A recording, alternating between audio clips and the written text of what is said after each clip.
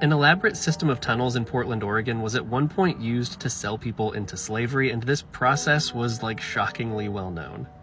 The way that it worked would be like an able-bodied young man would go to the wrong saloon, have a few too many drinks, or have his one drink tampered with. He would be unconscious and then taken through these tunnels directly to the waterfront, thrown on a ship, and then when he regains consciousness, surprise, you are a part of the crew now. This process was called shanghaiing or crimping, and if you've ever heard the phrase that somebody got like shanghaied, that's exactly where it comes from. Originally, these tunnels were made to connect the basements of various grocery stores, hotels, saloons, taverns, basically anybody who had a straight shot to the waterfront who wanted to make receiving their shipments easier.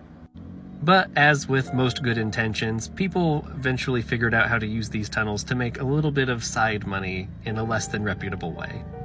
Tours of these tunnels became popular in the 1970s, and in fact, you could go take a tour of the Shanghai tunnels in Portland today if you wanted to, and I'm sure it would actually be really fun.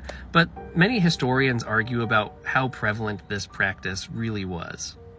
And though potentially some of the stories might be overblown, the story of this man, James Bunko Kelly, seems to be legit and is very frightening.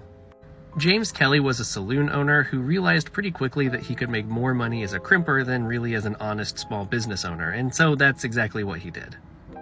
And by his own admission in court, he sold up to 2,000 young men into what was essentially slavery onto various cargo ships throughout his time as a saloon owner. But because law enforcement tended to look the other way when it came to crimping, he never went to jail for that, although later in his life he did go to jail for murder.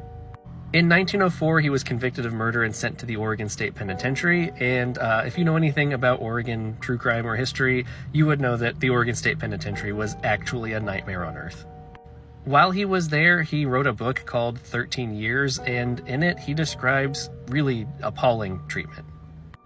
In fact, it is so appalling, I don't think I'm going to necessarily read it to you, but you can pause this and read behind me if you want to.